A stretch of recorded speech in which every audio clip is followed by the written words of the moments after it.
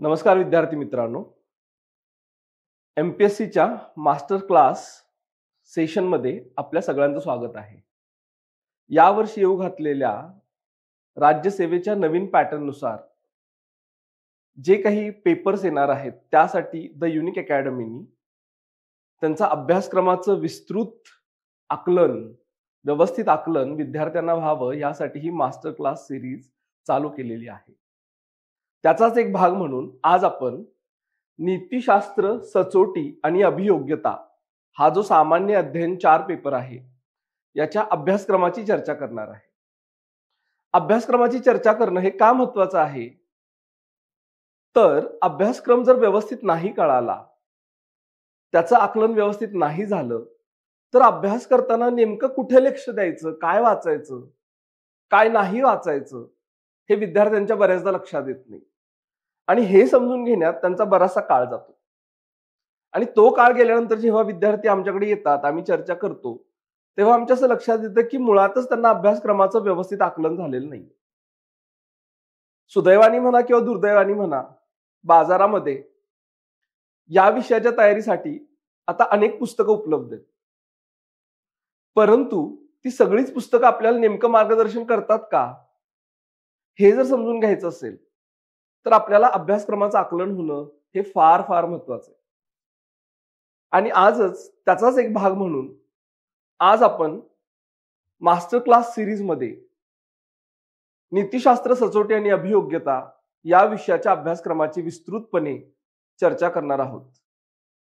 या चर्चेनंतर जेव्हा तुम्ही हा पूर्ण व्हिडिओ पाहाल तेव्हा तुम्हाला जर काही प्रश्न पडले की पुढच्या तयारीचं काय करायचं, आता अभ्यासक्रम तर कळालाय पण नेमकं वाचन कुठून करायचं, त्याचं संदर्भ साहित्य काय असणार आहे, किंवा हा विषय जो शाळा कॉलेजमध्ये शिकवला जात नाही, या विषयाच्या तयारीची जी स्ट्रॅटेजी म्हणतो, रणनीती, ती नेमकी काय असायला पाहिजे, हे जर प्रश्न तुम्हाला पडले तर आम्ही जो खाली तुम्हाला नंबर देणार आहे, कॉन्टॅक्ट नंबर, किंवा चॅटबॉक्समध्ये तुम्ही तुमचे प्रश्न विचारू शकता, किंवा आम्ही जो कॉन्टॅक्ट नंबर देणार आहे तिथे तुम्ही संपर्क करून आम्हाला तुम्ही तुमचे प्रश्न विचारू शकता. तर करूया का सुरुवात आज आपल्या चर्चेची? आता जरी मी डायरेक्टली इथे अभ्यासक्रमातील छोटे छोटे घटक दिले तरी ब्रॉडली मी तुम्हाला सांगतो की या पेपरचा अभ्यासक्रम आपल्याला 3 भागांमध्ये डिवाइड करता येतो. ते 3 भाग असे आहेत. नंबर 1 आहे इथिक्स, याला आपण नीतिशास्त्र असं देखील म्हणतो. दुसरा भाग आहे सोशल सायकोलॉजी, याला आपण सामाजिक मानसशास्त्र असं देखील म्हणतो. आणि तिसरा भाग आहे इथिक्स इन पब्लिक ऍडमिनिस्ट्रेशन, म्हणजे लोक प्रशासनातील नैतिकता. या 3 भागांची जोपर्यंत नेमकी मागणी काय आहे हे आपल्याला कळत नाही तोपर्यंत त्याच्यातले जे उपघटक आहेत त्यांच्याकडे कसं लक्ष द्यायचं हे बऱ्याचदा आपल्याला कळत नाही. बघूयात. इथिक्स हा जो शब्द आहे तो इथोज या शब्दावरून येतो, जो मूळ ग्रीक शब्द आहे इथोज. आणि इथोज या शब्दाचा अर्थ असा आहे की रूढी, परंपरा किंवा वागण्याच्या पद्धती. आता जेव्हा यांचं आपण चिकित्सात्मक मूल्यमापन करतो आणि त्याच्यामध्ये योग्य काय, अयोग्य काय अशा चर्चा घडून आणतो, तेव्हा आपण इथिक्सकडे जातो, म्हणजे नीतिशास्त्राकडे. आता याचा मेन फोकस जो आहे तो त्याच्या व्याख्येमध्येच येतो. नीतिशास्त्र म्हणजे असं शास्त्र की जे मानवी कृतींचा व वर्तनाचा ते योग्य आहे का अयोग्य आहे, चांगलं आहे का वाईट आहे, नैतिक आहे का अनैतिक आहे, या दृष्टिकोनातून अभ्यास करून आपल्याला सांगतं. तर याचा फोकस मेनली मानवी वर्तनात वा कृतीत काय चांगलं वाईट आहे हे ठरवण्यावर आहे. दुसरा विषय घ्या, सामाजिक मानसशास्त्र, सोशल सायकोलॉजी. सायकोलॉजीमध्ये मुळात आपण काय करतो तर मानवी वर्तनाचा अभ्यास करतो. म्हणजे माणूस वागतो तर तो तसा का वागतो, त्याची कारणं काय आहेत हे आपण पाहण्याचा आणि आकलन करून घेण्याचा प्रयत्न असतो. मग सोशल सायकोलॉजीमध्ये मानवी वर्तनाचाच अभ्यास होतो, परंतु तो कशा अर्थाने होतो तर माणूस जेव्हा समूहाचा भाग बनतो तेव्हा तो कसा वागतो हे समजून घेण्यावर आहे. म्हणजे इथे काय असायला पाहिजे ही चर्चा कमी येते आणि काय आहे या चर्चेकडे जास्त भर दिला जातो. तिसरा उपघटक आहे एथिक्स इन पब्लिक ऍडमिनिस्ट्रेशन. आता उद्या जेव्हा तुम्ही अधिकारी म्हणून सिलेक्ट व्हाल तेव्हा तुम्ही व्यवस्थेचा भाग म्हणून काम करणार आहात. आता हा जो विषय आहे हा व्यवस्था केंद्रित आहे. व्यवस्था म्हणजे काय हो, तर कायदे, नियम, त्यातल्या पद्धती, प्रक्रिया, ह्या सगळ्यांचा आपण नैतिकतेच्या अंगाने अभ्यास करणार आहे. म्हणजे प्रशासनात जाण्याआधी प्रशासन कशाला नैतिक म्हणतंय, कशाला अनैतिक म्हणतंय, कशाला ऍक्सेप्टेबल म्हणतंय, हे आपल्याला समजून घेणं फार गरजेचं आहे. तर असे हे 3 उपघटक जेव्हा तुम्ही व्यवस्थितरित्या अभ्यासाल तेव्हा त्याच्यावर येणाऱ्या प्रश्नांची उत्तरं देणं हे तुमच्यासाठी फार सोयीचं ठरणार आहे. बरं, आता ह्या प्रत्येक घटकांमध्ये इतर काय टॉपिक आहेत याची आपल्याला आज थोडक्यात चर्चा करायची आहे आणि समजून घ्यायचंय. आता पहिला जो घटक आपल्या अभ्यासक्रमात दिलाय त्याचं नाव आहे नीतिशास्त्र आणि मानवी परस्पराभिमुखता. त्याला इंग्रजीमध्ये आपण असं म्हणतो की इथिक्स अँड ह्युमन इंटरफेस. याचा साधा अर्थ असा आहे की मानवी जीवनामध्ये नैतिकतेचा संबंध नेमका येतो कुठे हे आपल्याला समजून घेणं फार गरजेचं आहे. मग ह्यासाठी जो उपघटक काय दिलेत बघूया. नंबर 1 आहे मानवाच्या नीतिमत्तेचं सार काय. या सार ह्या शब्दाचा इंग्रजीमध्ये अर्थ आहे इसेन्स. इसेन्सचा अर्थ पण असा आहे क्रक्स. म्हणजे नेमकं नैतिक कशाला म्हणायचं, कशाच्या आधारे आपण नैतिकता शोधतो, नैतिक अनैतिक ठरवणारे कोणतेशी घटक आहेत की जे आपल्याला इथं मदत करतात. मग हे सगळं बघताना आपल्याला काय काय पाहायचं बघा. एक म्हणजे निर्धारक काय. निर्धारकांना आपण इंग्रजीमध्ये म्हणतो डिटर्मिनंट्स. डिटर्मिनंट्स हा शब्द डिटरमाइन या शब्दावरून आलेला आहे. आता डिटरमाइन म्हणजे काय, तर निश्चित करणे. असे कोणते घटक आहेत की जे नीतिशास्त्रामध्ये आपल्याला नैतिक अनैतिक हे ठरवण्यासाठी मदत करतायत. तर हे 3 घटक ब्रॉडली आपण बघतो. त्यामध्ये एक आहे परिणाम, दुसरा आहे हेतू आणि तिसरा आहे परिस्थिती. हे 3 घटक आपल्याला नैतिक अनैतिक काय हे समजून घेण्यासाठी मदत करतात. त्यानंतर आहे नीतिशास्त्राचे परिणाम काय होतात. आता हा अत्यंत महत्वाचा घटक आहे मित्रांनो. याचं कारण असं आहे की दरवर्षी युपीएससीच्या परीक्षेमध्ये प्रत्यक्ष व अप्रत्यक्षरित्या या घटकावर प्रश्न आले. मग ते विविध अंगाने आलेत. मानवी जीवनामध्ये नैतिकतेचं महत्व काय, किंवा प्रशासनात नैतिकता का महत्वाची आहे, राजकारण आणि नैतिकता यांचा संबंध काय. आता हे सगळं समजून घ्यायचं असेल तर तुम्हाला विविध अंगाने परिणामांची चर्चा करावी लागते.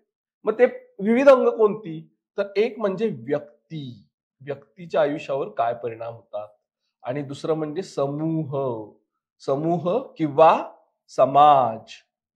म्हणजे व्यक्ती नैतिक असेल तर काय होतं आणि समूह नैतिक असेल तर काय होतं. आता ह्या समूहामध्ये अगेन वेगवेगळे समूह येतात. संस्था येतील, प्रोफेशन म्हणजे व्यावसायिक येतील, किंवा राजकारण येईल, प्रशासन येईल, किंवा प्रायव्हेट सेक्टर सुद्धा येतं. तर ह्या सगळ्यांचा अभ्यास आपल्याला इथं करावा लागतो. तिसरा आहे नैतिकतेचे परिमाण. परिमाणला वेगळा शब्द आहे आयाम. इंग्रजीमध्ये जर हा अभ्यासक्रम तुम्ही बघितला युपीएससीच्या तर याला डायमेन्शन्स ऑफ एथिक्स असं म्हटलेलं आहे. आता डायमेन्शन याचा अर्थ काय हो, तर किती बाजू आपल्याला बघाव्या लागतात नैतिकता ठरवताना. आता हे डायमेन्शन्स तुम्हाला या निर्धारकातूनच मिळतात. म्हणजे परिणाम हा निर्धारक अभ्यासला की त्यातून आपल्याला एक विचार प्रवाह मिळतो. त्या विचार प्रवाहातून काही थिअरीज, सिद्धांत मिळतात, आणि ते थिअरीज आपल्याला काही आयाम प्राप्त करून देतात. तर असं तुम्हाला थोडंसं अभ्यासक्रमातील बारीक सारीक घटकांचं आकलन झालं पाहिजे. आता आपण दुसरीकडे जाऊया. दुसरा घटक बघा काय आहे की नीतिशास्त्र तर तुम्हाला माहित पाहिजेच, परंतु ते नेमकं कुठल्या संबंधांमध्ये पाहिजे. आता आपण मानवी संबंध किंवा मानवी परस्पराभिमुखता म्हणतो, पण नेमकं कुठं, तर खाजगी आयुष्यामध्ये, पर्सनल लाईफ किंवा प्रायव्हेट लाईफ मध्ये नैतिकता कशी मॅटर करते किंवा नैतिकता कशी पाहिली जाते हे तुम्हाला माहित पाहिजे. आता ह्याच्यावर बऱ्याचदा प्रश्न पण येतात की तुम्ही तुमच्या वैयक्तिक आयुष्यामध्ये काय करा. असा एक प्रश्न आला होता की तुम्हाला जर तुमच्या वैयक्तिक आयुष्यामध्ये स्वतःला विश्वासार्ह बनवायचं असेल तर तुम्ही कसे वागाल. आता इथे हे ठरवताना तुम्हाला खाजगी आयुष्यामध्ये नैतिकता असणं किंवा नीतिशास्त्राचा उपयोग करणं हे माहित पाहिजे. आता थोडक्यात लक्षात ठेवा मित्रांनो, हा सगळा पेपर याचा अभ्यासक्रमाचं आकलन झालं की तुमच्या लक्षात येईल की हा अप्लिकेशन ओरिएंटेड आहे. आयोगाने ह्या पेपरमध्ये डायरेक्ट थिअरीवर कमी भर दिलाय आणि त्या थिअरीच्या आणि कन्सेप्टच्या अप्लिकेशनवर जास्त भर दिलेला आहे. तसंच सार्वजनिक आयुष्यामध्येही आपले संबंध येतात. मग कामाच्या ठिकाणी असो, समाजामध्ये असो, किंवा संस्कृतीचा भाग म्हणून असो, किंवा राजकारणामध्ये सहभागी होताना असो, किंवा इतर कुठल्या ज्या सामूहिक ऍक्टिव्हिटीज आहेत त्यामध्ये आपले इतरांशी संबंध येतात. मग ह्या सामूहिक किंवा सार्वजनिक जीवनामध्ये संबंधांमध्ये नीतिशास्त्र कशी भूमिका बजावतं हे पण तुम्हाला कळालं पाहिजे. फॉर एक्झाम्पल, वैद्यकीय नीतिशास्त्र नावाचा एक घटक आहे, मेडिकल इथिक्स असं आपण त्याला म्हणतो. उदाहरणार्थ, जेव्हा आपण डॉक्टरांकडून स्वतःसाठी उपचार करून आणतो तेव्हा डॉक्टरांनी आपल्याशी कसं वागावं आणि आपण डॉक्टरांशी कसं वागावं हे झालं सार्वजनिक जीवनातील नीतिशास्त्र किंवा सार्वजनिक संबंधातील नीतिशास्त्र. असं आपण वेगवेगळ्या क्षेत्रामध्ये वेगवेगळ्या प्रकारच्या व्यक्तींशी समूहाच्या अंगाने संबंधित येत असतो. तेव्हा नैतिकता कशी मॅटर करते, ती काय असते ही समजून घेणं हा दुसरा घटक. तिसरा घटक बघूया. तिसरा घटक आहे ह्युमन व्हॅल्यूज. आता तुम्हाला एक गंमत अशी सांगायची आहे की नीतिशास्त्र नावाचा विषय हा तत्वज्ञानातील मूल्यशास्त्र नावाच्या शाखेतून निर्माण होतो. मूल्यशास्त्र ह्याला इंग्रजीमध्ये आपण ॲक्झिओलॉजी असं म्हणतो. म्हणजे मानवी आयुष्यामध्ये मौल्यवान काय आहे हे सांगणारं शास्त्र. या शास्त्रातूनच आपल्याला कळतं की मानवी मूल्य कोणती, ती किती प्रकारची असतात, मग ती मूल्य कुठं कधी कशी वापरायची आणि त्यांचा उगम कुठून होतो. तर ह्यासाठी आयोगाने ऑलरेडी आपल्याला गाईडलाईन दिलेली आहे. बघा हे कीवर्ड्स बघा काय की एक तर तुम्हाला ही मूल्य शिकायची आहे तर ह्यासाठी महान नेते, ग्रेट लीडर्स जे भारतामध्ये तसे जगात होऊन गेलेत, तसंच जे सुधारक आहेत ज्यांनी समाज सुधारणेचा प्रयत्न केला, रिफॉर्मर्स, ते आणि जे प्रशासक आहेत, प्रशासक म्हणजे राजा व ज्यांनी ऍक्च्युअली प्रशासन चालवले ते, त्यांच्या जीवनातून तसंच त्यांच्या शिकवणीतून आपल्याला काय धडे मिळतात आणि त्यातून आपल्याला नेमकी कोणती मूल्य उमगतात हे तुम्हाला कळालंय का, अशा पद्धतीचे प्रश्न येतात. फॉर एक्झाम्पल, एक प्रश्न असा आला होता की तुमच्या वैयक्तिक आयुष्यावर कोणत्या महान विचारवंतांनी प्रभाव टाकलाय हे सांगा आणि तो कसा टाकलाय हे उदाहरण देऊन विशद करा. आता हे सगळं करायच्या आधी, कारण हे डायरेक्टली एक्झाम हॉलमध्ये तुम्हाला सुचणार नाही, तर ह्या आधी तुम्हाला यांची यादी करावी लागेल की भारतात आणि जगभरात कोणते महान नेते होऊन गेलेत, कुणी समाज सुधारणेचा प्रयत्न केलेला आहे, किंवा असे कोण प्रशासक आहेत की ज्यांनी स्वतःच्या वैयक्तिक आणि सामूहिक आयुष्यामध्ये नैतिकतेचं उत्तम उदाहरण घालून दिलंय. ह्या लोकांची यादी करावी लागेल, कारण अभ्यासक्रमामध्ये आयोगानं कुठंही यांचं एकही नाव घेतलेलं नाहीये. मग तुम्ही कुणाला हे असं म्हणताय हे त्यांना पाहायचंय. त्यांच्या आयुष्यामध्ये तुम्ही काय पाहताय आणि त्यातून काय धडा घेताय आणि स्वतःच्या आयुष्यावर त्याचा कसा प्रभाव पाडून घेताय, ह्या सगळ्या प्रक्रियेतून तुम्हाला जायचंय. आता हे मी तुम्हाला का सांगतोय, कारण हे जर तुम्ही आतापर्यंत समजा नसेल केलं जाणून बुजून, तर इथून पुढून तुम्ही तो विचार करावा अशी आयोगाची अपेक्षा आहे. हे सगळं करण्याचा हेतू हाच आहे की प्रशासनामध्ये जे त्यांना अधिकारी म्हणून घेणार आहेत त्यांची नैतिकता तपासणं, त्यांचं चारित्र्य तपासणं, हा या पेपरचा उद्देश आहे. आणि हा उद्देश न विसरता तुम्हाला संपूर्ण अभ्यासक्रम, त्याचं आकलन, त्या आधारावर केला जाणारा अभ्यास, त्या आधारावर केले जाणारे प्रश्नांच्या उत्तरांचं लिखाण, हे सगळं तुम्हाला करायचंय. ठीक आहे, आता आपण जाऊया चौथ्या घटकाकडे. आपल्या आयुष्यामध्ये काही संस्था येतात किंवा काही घटक येतात की जी आपल्याला मूल्य शिकवतात. कारण डायरेक्टली आपल्याला हे लोक माहित नसतात. जेव्हा आपण लहानाचं मोठं होत असतो, आपलं संगोपन होत असतं, तेव्हा काही संस्थांची भूमिका अत्यंत महत्वाची ठरते. तर त्या संस्था काय आहेत बघा. एक म्हणजे कुटुंब. कुटुंब व्यवस्थेचं महत्व हे प्रत्येकाला जरी अनुभवातून माहिती असलं तरी ते तात्विकदृष्ट्या कळालंय का हे त्यांना पाहायचंय. आणि बऱ्याचदा याच्यावर सुविचारांच्या स्वरूपात प्रश्न येऊन गेलेले, उदाहरणार्थ एपीजे अब्दुल कलाम यांचे कोट्स. तसंच एकंदरीत समाज आपल्या मूल्यांना कसा आकार देतो, मग समाजात होणारे सण, उत्सव, समारंभ, समाजामध्ये होणारी देवाणघेवाण, समाजामध्ये घडणाऱ्या घटना आणि त्याकडे बघण्याचा आपल्या अवतीभोवतीच्या वडीलधाऱ्यांचा दृष्टिकोन किंवा समाजातील मान्यवरांचा दृष्टिकोन, ते त्याला कसे प्रतिसाद देत आहेत. म्हणजे समजा एखाद्या ठिकाणी धार्मिक दंगल झाली असेल तर समाजातील मान्यवर त्याच्याकडे कसं बघतायत, कशा नोंदी आपल्या देतायत, हे तुम्हाला सगळं ह्यातून कळतंय काही त्यांना पाहायचं. तसंच शैक्षणिक संस्था, यामध्ये शाळा, महाविद्यालय किंवा त्याच्यानंतरचं शिक्षण, ह्या सगळ्यांची भूमिका महत्वाची.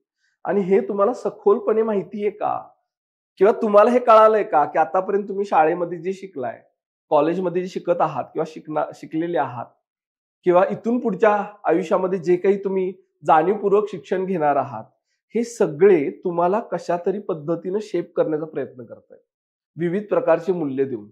मग ते कसे करतायत, त्यातून आलेली नेमकी मूल्य कोणती, आणि त्यांच्याकडे कसं बघायचं, त्यांचा वापर वैयक्तिक, सामाजिक किंवा व्यावसायिक आयुष्यामध्ये कसा करायचा.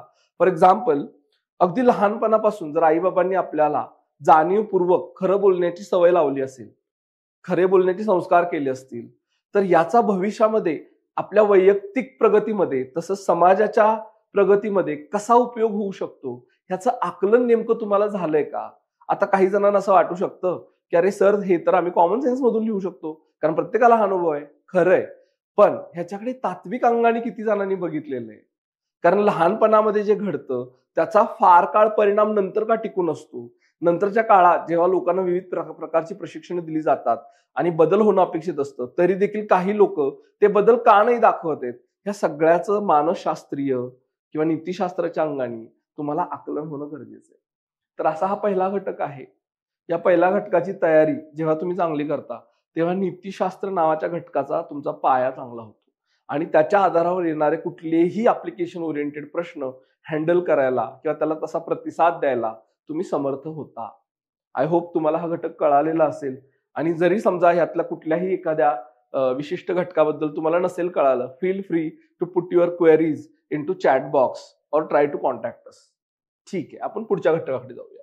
पुढचा घटक आहे अभिवृत्ती. याला आपण इंग्रजीमध्ये ॲटिट्यूड असं म्हणतो. आता तुम्हाला एक गंमत वाटेल, ॲटिट्यूड हा शब्द आपण आपल्या नेहमीच्या बोलण्यात जसा वापरतो आणि मानसशास्त्रामध्ये त्याची जशी व्याख्या केलेली आहे, ह्या दोघांमध्ये फरक आहे. म्हणजे बऱ्याचदा आपण बोलताना असं म्हणतो की त्या व्यक्तीला खूप ॲटिट्यूड आहे किंवा ती व्यक्ती खूप ॲटिट्यूड दाखवते. पण जर तुम्ही मानसशास्त्रामध्ये गेलात तर मानसशास्त्र याची व्याख्या अशी देतं की वृत्ती वा अभिवृत्ती हा असा एक मानसिक कल आहे की ज्याद्वारे व्यक्ती आपल्या आजूबाजूला घडणाऱ्या घटनांचं वा व्यक्तींचं सकारात्मक वा नकारात्मक दृष्ट्या मूल्यमापन करत असते वा तसा त्याला प्रतिसाद देत असते. आता थोडक्यात काय हो, तर एखादी गोष्ट आपल्याला आवडते का किंवा नावडते का, किंवा आपण तिला सकारात्मक वा नकारात्मक दृष्ट्या कसं बघतोय, ह्या सगळ्यातून आपली अभिवृत्ती दिसते. आता हा घटक का बरं आयोगाने टाकला असेल? हा सोशल सायकोलॉजीचा भाग आहे. ठीक आहे, हे सगळं सायकोलॉजीमध्ये येतं. तर लक्षात घ्या की उद्या जेव्हा तुम्ही अधिकारी व्हाल तेव्हा तुमचे व्यवहार व्यक्त व्यक्तीशी होणार नाहीये, तुमचे व्यवहार हे समूहाशी पण होणार आहे. समूहाचा प्रभाव व्यक्तीच्या वर्तनावर नेमका कसा पडतो हे जोपर्यंत तुम्हाला आकलन होत नाही तोपर्यंत समूहाशी तुम्ही योग्य पद्धतीने इंटरॅक्ट करू शकणार नाही. आणि ही जर इंटरॅक्शन चुकीच्या दिशेने गेली तर त्याचे पडसाद गंभीर असतात. उदाहरणार्थ, जिथे प्रशासनाला क्राऊड मॅनेजमेंट मध्ये फेल्युअर येतं तिथं चेंगराचेंगरी होऊन लोक मरण्याची शक्यता जास्त आहे. मग अशा वेळी लोक कशी वागतात किंवा त्यांच्या वर्तनावर अभिवृत्ती ॲटिट्यूडचा नेमका प्रभाव कसा असतो हे या घटकातून तुम्हाला कळणं गरजेचं आहे. मग बघूया त्याची एलिमेंट काय काय. एक आहे ॲटिट्यूडचे किंवा अभिवृत्तीचे घटक काय, याला आपण म्हणतो कंटेंट्स. ठीक आहे, म्हणजे ॲटिट्यूड किंवा अभिवृत्ती हा होमोजिनस कन्सेप्ट नाहीये, याच्यामध्ये तुकडे तुकडे येतात. It is made of different parts. जर तुम्ही ह्याचं आकलन करायला जाल तर ह्याला म्हणतात ABC model. ABC model of attitude. आता हे जे अॅक्रोनिम आहे ABC, it comes from affective component, behavioural component आणि कॉग्निटिव्ह कॉम्पोनंट. ह्याला आपण मराठीत म्हणतो अफेक्टिव्ह म्हणजे भावनात्मक, बिहेवियरल म्हणजे वर्तनात्मक आणि कॉग्निटिव्ह म्हणजे आकलनात्मक किंवा बुद्धीवर आधारित.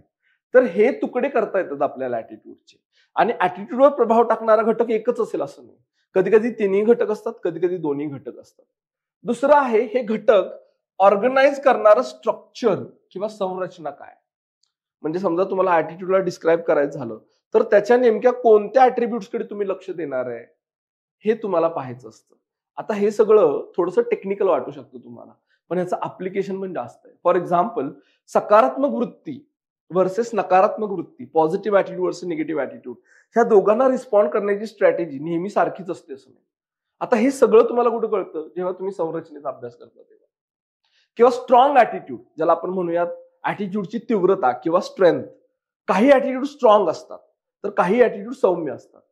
आता स्ट्रॉंग ऍटिट्यूडला कसं रिस्पॉन्ड करायचं आणि सौम्य ऍटिट्यूडला कसं रिस्पॉन्ड करायचं ह्याच्या स्ट्रॅटेजीज वेगळ्या असतात. हे सगळं जर तुम्हाला कळायचं असेल तर इथं तुम्हाला संरचनेमध्ये थोडंसं खोलात जावं लागतं. त्यानंतर आहे ऍटिट्यूड किंवा अभिवृत्ती मानवी जीवनामध्ये नेमकं काय फंक्शन करते. तर ह्याचा जर तुम्ही अभ्यास केलात तर 4 फंक्शन आपल्याला दिसून येतात. आता ह्यातलं मी सगळं तुम्हाला सांगत बसत नाही, पण मी तुम्हाला एक फंक्शन सांगतो, ते म्हणजे इगो प्रोटेक्शन. प्रत्येक व्यक्तीला इगो किंवा स्व असतो, स्वची एक इमेज असते आणि बऱ्याच जणांना ह्या इगोला धक्का लावणं अनकम्फर्टेबल किंवा पेनफुल वाटतं. तर ऍटिट्यूड बऱ्याचदा काय करते की त्या इगोला प्रोटेक्ट करण्याचा प्रयत्न करते. असे हे फंक्शन तुम्हाला माहिती आहेत का? आणि त्या फंक्शनमुळे व्यक्तीच्या वर्तनावर नेमका काय प्रभाव पडतो हे तुम्हाला कळालंय का हे त्यांना पाहायचंय.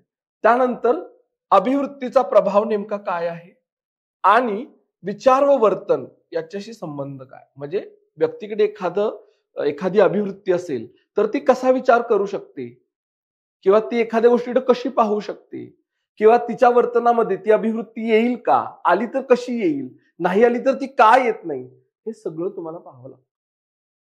आता हे सगळं याचा उगम जर थोडीशी हिस्ट्री काढली, okay, it has a background of industrialisation. म्हणजे औद्योगिकीकरणाच्या पार्श्वभूमीमध्ये मानसशास्त्रीय अभ्यासाचा जो प्रसार झाला त्याच्यामध्ये ऍटिट्यूड हे फार महत्वाचा घटक आहे. ऍटिट्यूड हा विषय आपल्याला सखोल अभ्यासण्याचा एक विषय आहे हे बऱ्याचशा मानसशास्त्रज्ञांच्या लक्षात आलं आणि म्हणून त्याचा असा विस्तार झाला. बर, आता हे सगळं फक्त थिअरॉटिकल नाही, प्रॅक्टिकली बघूया. प्रॅक्टिकली ते काय पाहतायत बघा, की तुम्हाला विविध प्रकारच्या नैतिक आणि राजकीय अभिवृत्ती माहिती आहेत का आणि त्या व्यक्तीच्या वर्तनामध्ये दिसतात कशा. जसं नैतिक अभिवृत्तीमध्ये गेलात तर तुम्हाला 3 अभिवृत्तींचा अभ्यास करावा लागतो. एक आहे व्यक्तिनिष्ठतावाद, दुसरा आहे सापेक्षतावाद आणि तिसरा आहे वस्तुनिष्ठतावाद. ह्या प्रत्येक अभिवृत्तीचं स्वतःच एक काय म्हणतात विश्व आहे.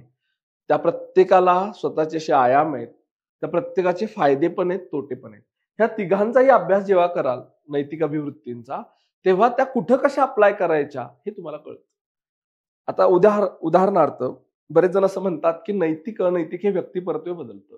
यालाच आपण नैतिक अभिवृत्तीच्या भाषेत म्हणतो व्यक्तिनिष्ठतावाद. आता काही ठिकाणी हे बरोबर आहे. फॉर एक्झाम्पल, कपडे कोणते घालावेत, काय खावं वगैरे वगैरे. पण काही ठिकाणी ही अभिवृत्ती कामी येत नाही. कधी कधी तुम्हाला वस्तुनिष्ठतावादामध्ये घुसावं लागतं. म्हणजे काय, सगळ्यांना काही नियम सारखे असले पाहिजेत. उदाहरणार्थ, आजकाल तुम्ही युनिफॉर्म सिव्हिल कोडची चर्चा ऐकताय. त्या निमित्ताने या नैतिक अभिवृत्तींचा अभ्यास करणं हे तुम्हाला उपयुक्त ठरणार आहे. तरच तुम्हाला युनिफॉर्म सिव्हिल कोड किंवा समान नागरी कायदा याच्यावर नेमकी भूमिका काय घ्यायची हे कळेल. दुसरं, राजकीय अभिवृत्ती. आता राजकीय अभिवृत्ती ह्या विविध प्रकारच्या आहेत. त्यातली काही उदाहरणं देतो मी तुम्हाला. एक आहे रॅडिकलिझम. रॅडिकलिझम म्हणजे काय, की ज्यांना सतत आणि लगेच तातडीने आमूलाग्र बदल घडून आणायचा. दुसरा आहे मावाळवाद, त्याला आपण मॉडरेटिझम म्हणतो. ह्यांना बदल हवाय, पण तो कसा हवाय, संथ गतीने, स्लो, किंवा ज्याला आपण म्हणूयात इन्क्रिमेंटल. तिसरा आहे कॉन्झर्वेटिव्हिझम. हे थोडेसे पुराणमतवादी आहेत. त्यांचं असं म्हणणं आहे की ओल्ड इज गोल्ड. मग हे काय करतात की समाजाच्या ज्या जुन्या अभिजात कला आहेत, संस्कृती आहेत किंवा जे मोरल प्रॅक्टिसेस आहेत ते प्रिझर्व्ह करण्याकडे लक्ष देतात. अशा विविध प्रकारच्या अभिवृत्ती असतात आणि त्या व्यक्तीच्या वर्तनातून दिसून येतात. याचा अभ्यास आपल्याला इथं करायचा.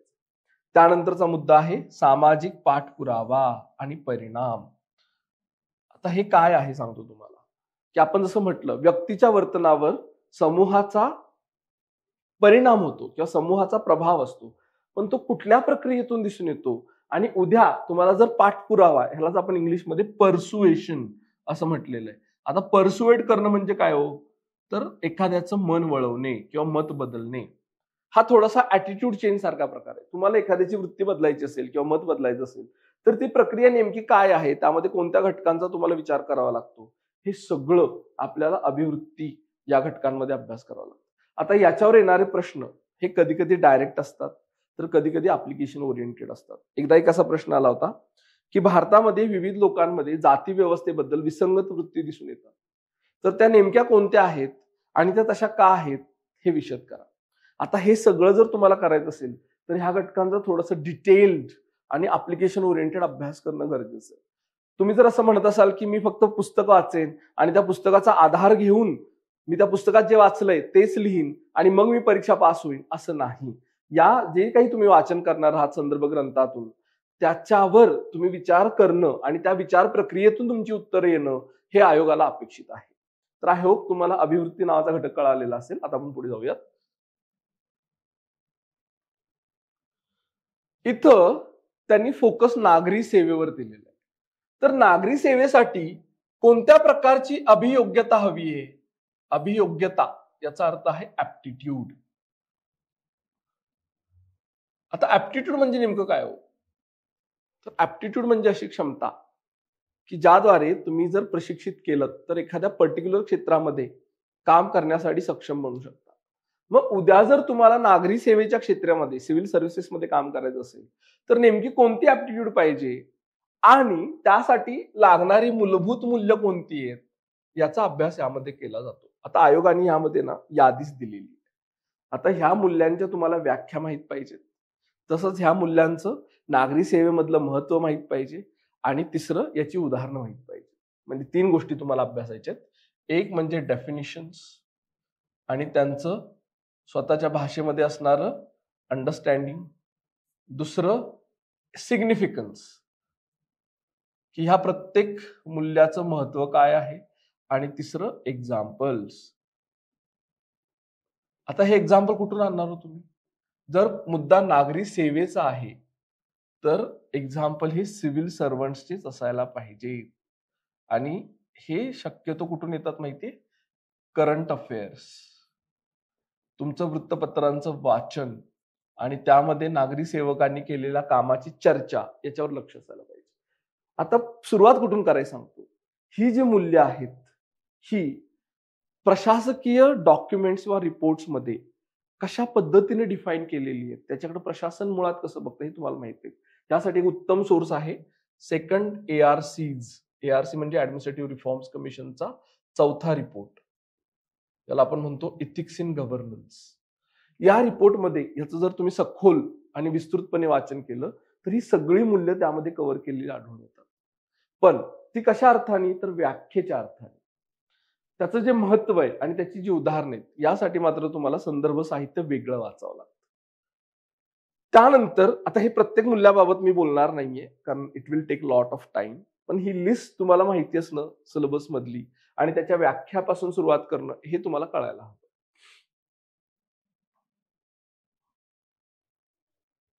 बरं, यामध्ये अजून एक गोष्ट सांगायची राहिली ती म्हणजे आयोगाच्या पेपरमध्ये UPSCच्या आतापर्यंत दरवर्षी याच्यावर डायरेक्टली वा इनडायरेक्टली प्रश्न आले. तर ह्याची पूर्वतयारी करणं हे कधीही परीक्षेमध्ये उत्तम गुण आणण्याच्या दृष्टीने फार चांगलं आहे. म्हणजे ह्याला पेंडिंग ठेवायचं नाही, हे पहिल्यांदा कव्हर करायचं. की कन्सेप्ट, की वर्ड्स याच्या व्याख्या माहिती असणं, त्याचं महत्व माहिती असणं ही तुमची पहिली पायरी आहे तयारीची. दुसरा आहे भावनिक बुद्ध्यांक, ह्याला आपण इमोशनल इंटेलिजन्स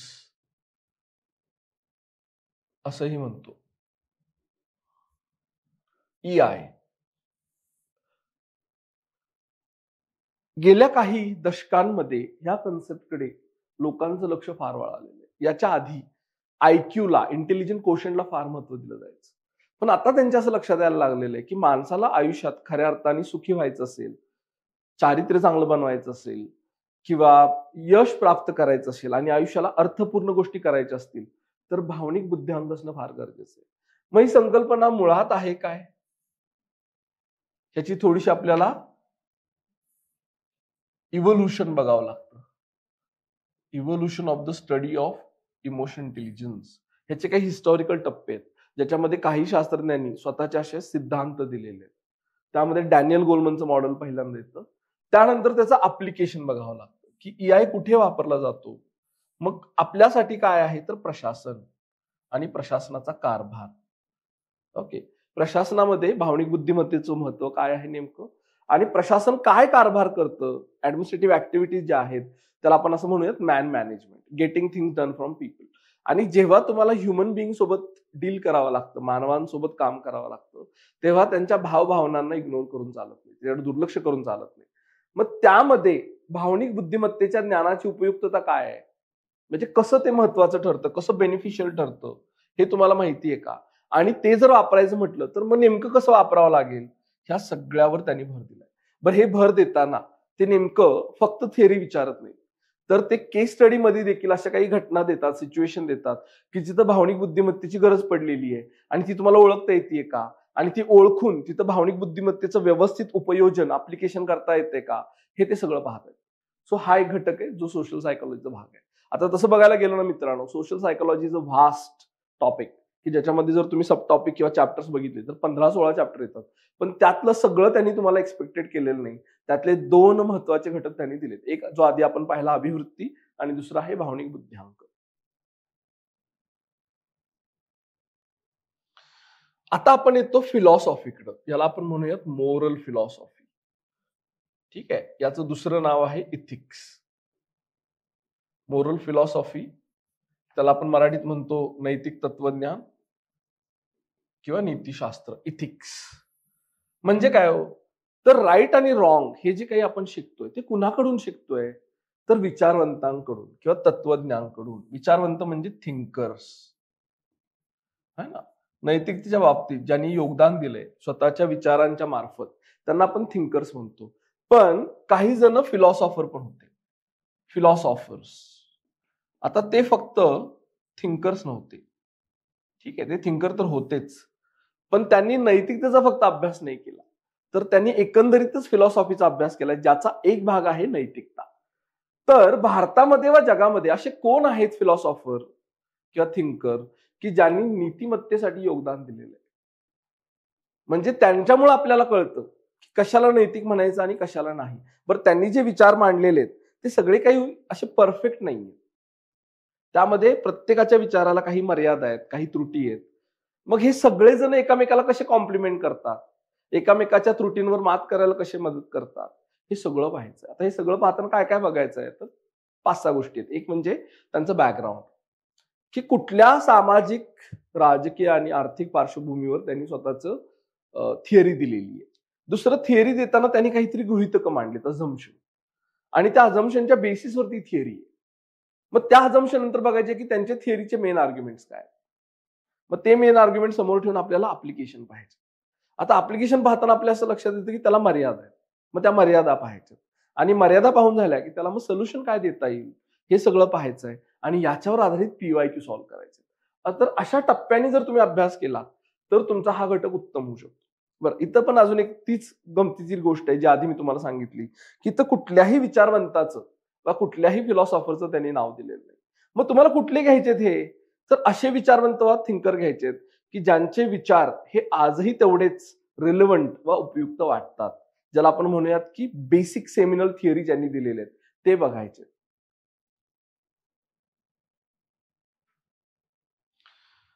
त्यानंतरचा मुद्दा आहे की लोक प्रशासनातील नैतिकता व त्यातील मूल्य, की जी नागरी सेवेसाठी आपल्याला किंवा सार्वजनिक सेवेसाठी उपयुक्त पडतात.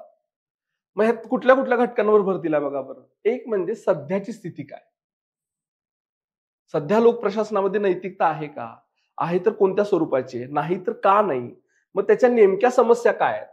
ठीक आहे, आता जर तुम्ही सेकंड ERCचा चौथा रिपोर्ट वाचला तर त्याच्यामध्ये भारतामध्ये नैतिकता प्रशासनात का नाही, त्याची नेमकी कारणं काय आहेत याची चर्चा केली गेली आहे. तसंच सरकारी आणि खाजगी संस्थांमध्ये काम करताना व्यक्तीला कोणकोणत्या प्रकारच्या नैतिक चिंता वा समस्या, ह्याला त्यांनी कन्सर्न्स हा शब्द वापरलाय, ठीक आहे, येतात, आणि त्याची इथिकल नैतिक कोंडी, ज्याला आपण डायलेमा असंही म्हणतो, त्याला मराठीत तुम्ही दुसरा शब्दही वापरू शकता, द्विधा, द्विधा येते, हे करू की ते करू. त्या कोणत्या येतात हे ऑलरेडी तुम्हाला माहिती आहे का? कारण जर तर ऑलरेडी माहिती नसेल तर त्याला प्रतिसाद कसा द्यायचा हे कळत नाही. मग आता आपण इथं युनिकमध्ये जेव्हा आपण इथिक्सचा कोर्स घेतो तेव्हा त्या कोर्सचाच भाग म्हणून आपण जवळजवळ 11 प्रकारच्या नैतिक द्विधांची चर्चा करतो. मग त्या द्विधा येतात कुठून, त्या दिसतात कशा, त्यांची मूळ कारणं काय आहेत, मग त्याला व्यवस्थेनेच कसा प्रतिसाद द्यायचा, व्यक्तीने कसा प्रतिसाद द्यायचा, याची चर्चा आपण घडवून आणतो. त्यानंतर प्रशासकाला किंवा नागरी सेवेमध्ये नैतिक मार्गदर्शनाचे जे विविध स्रोत आहेत, जसं की पहिला आहे कायदा, ओके, दुसरा आहे नियम, तिसरा आहे विनियम आणि चौथा आहे सत्सद्विवेक बुद्धी. याचा वापर कसा काय करावा लागतो, मग ह्या प्रत्येकाच्या आपापल्या मर्यादा आहेत का, ह्या सगळ्यांमध्ये फरक डिफरन्शिएशन आहे का, आणि कुठं ते उपयुक्त ठरतं कुठं नाही ठरत ह्याचा तुम्हाला अभ्यास करायचा आहे. मग सुरुवातीला जेव्हा आपलं लेक्चर कोर्स सुरू होतो तेव्हा इथिक्स आणि लॉ ह्यातला संबंध आपण पाहतो. त्यानंतर आहे उत्तरदायित्व आणि नैतिक शासन. उत्तरदायित्वाला आपण इंग्रजीमध्ये म्हणतो अकाउंटेबिलिटी. आता प्रशासनामध्ये जर नैतिकता हवी असेल तर उत्तरदायित्वाला अनन्यसाधारण महत्व काय आहे, आणि हे जे फिलॉसॉफिकल बेसिस आहे ह्याचा हा कुठून येतो, आणि मग नैतिक शासन कसं होऊ शकतं, हे सगळं आपल्याला अभ्यासायचं आहे. आता यासाठी सगळ्यात उपयुक्त डॉक्युमेंट आहे मित्रांनो सेकंड इयर सीचा चौथा रिपोर्ट, त्याचं नावच आहे इथिक्स इन गव्हर्नन्स. त्यानंतर आहे शासनामध्ये नैतिकता आणायची असेल, नैतिक मूल्य आणायची असतील आणि त्यांचं बळकटीकरण स्ट्रेंथनिंग करायचं असेल तर नेमके उपाय काय आहेत हे तुम्हाला माहिती आहे का? म्हणजे कधी सुरू होतं हे सगळं, प्रशासनात गेल्यानंतर सुरू होतं का जायच्या आधी सुरू होतं? मग जायच्या आधी जे आहेत त्यांच्यासाठी काय उपाय आहेत, किंवा जे गेले आता प्रशासनात आणि काम करतायत त्यांच्यामध्ये नैतिकता तपासायची, त्यांच्यामध्ये नैतिक मूल्य आणायची, तर नेमके उपाय काय करावे लागतील हे तुम्हाला कळतंय का, हे सगळं इथून पाहिलं जातं. त्यानंतर आहेत आंतरराष्ट्रीय संबंध, आंतरराष्ट्रीय संबंधांमधली नैतिकता, तसंच निधीकरण ज्याला आपण फंडिंग म्हणतो, म्हणजे आंतरराष्ट्रीय पातळीवर देश किंवा संस्था इतर देशांना मदत करत असतात, तर त्याच्यामध्ये नैतिकता कुठे मॅटर करते, कसे नैतिक मुद्दे येतात. आता जे युक्रेन रशिया वॉर चाललेला आहे किंवा शस्त्रास्त्रांचा भरपूर वापर चाललेला आहे त्याच्यामध्ये नैतिक मुद्दे येत आहेत का, हे सगळं आकलन पाहिलं जातं.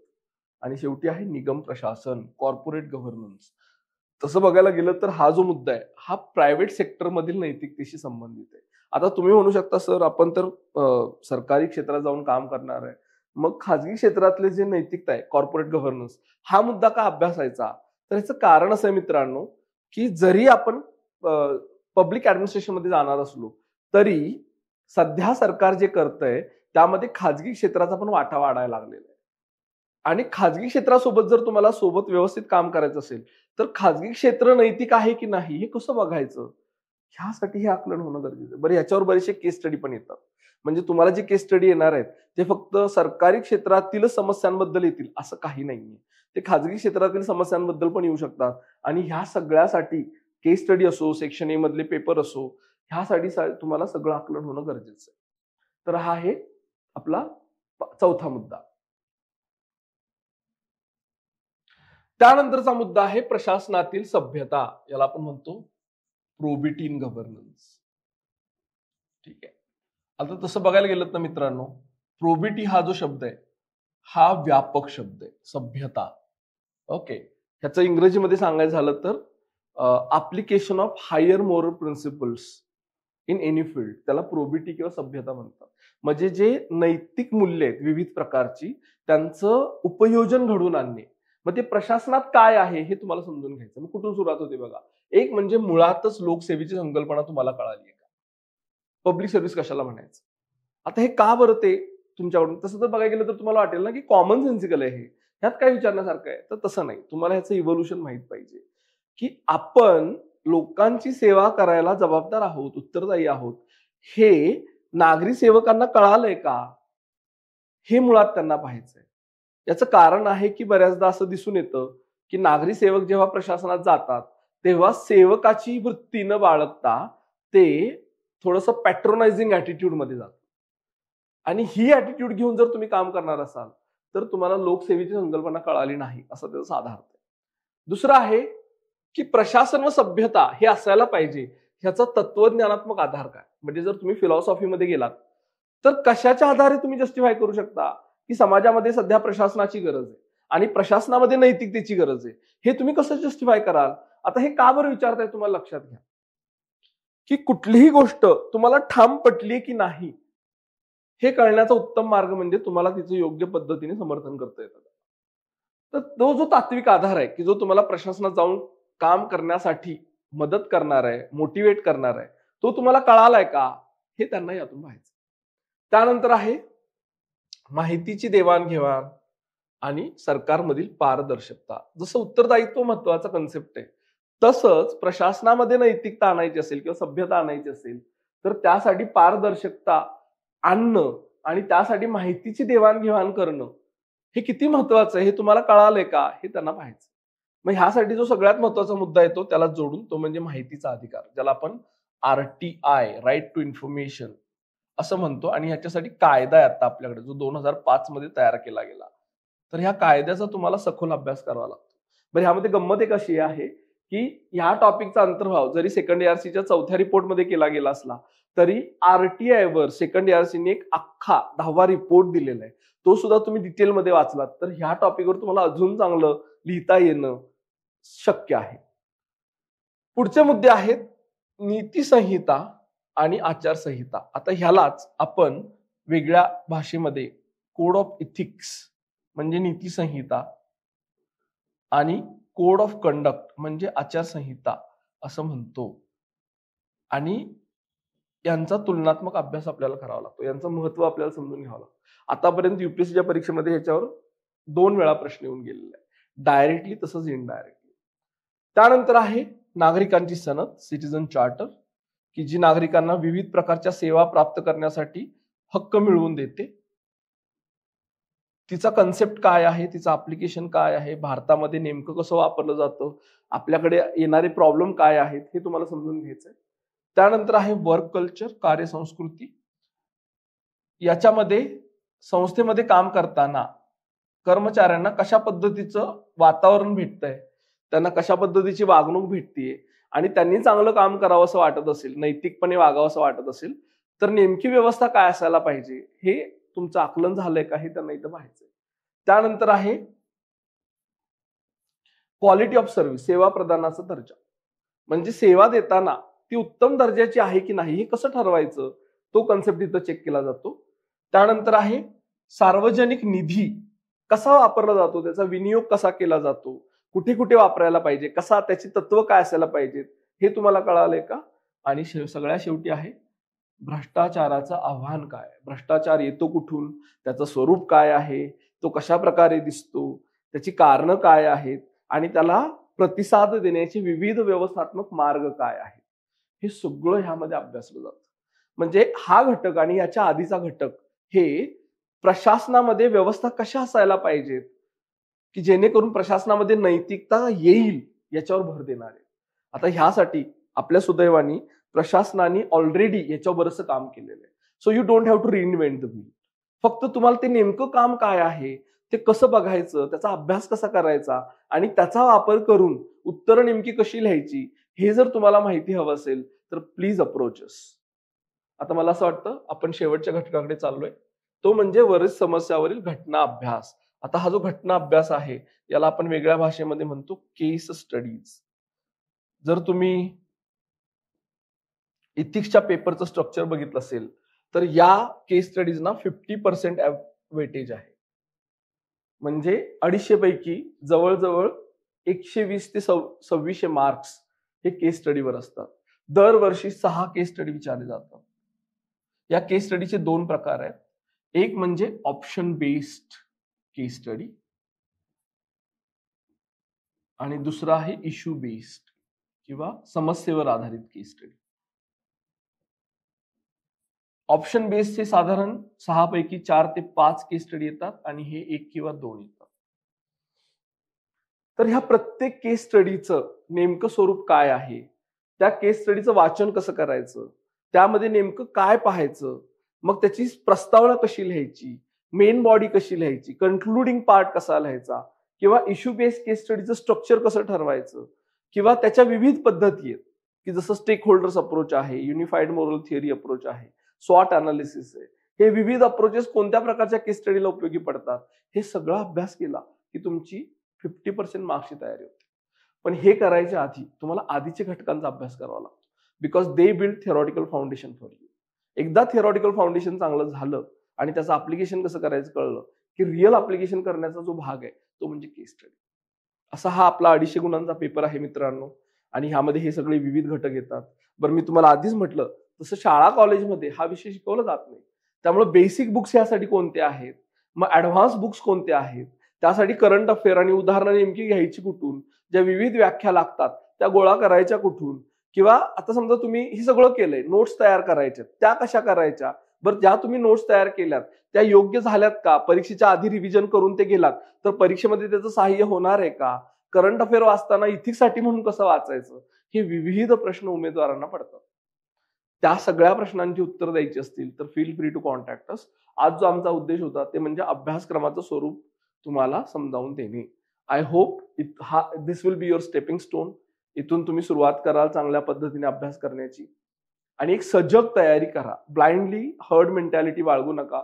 आपल्या शेजारची व्यक्ती काय करते मग मी ही तेच करायला पाहिजे असं नाही. ही तयारी हा प्रत्येकाचा आपापला प्रवास आहे आणि प्रत्येकाची स्ट्रॅटेजी ही युनिकच असणार आहे.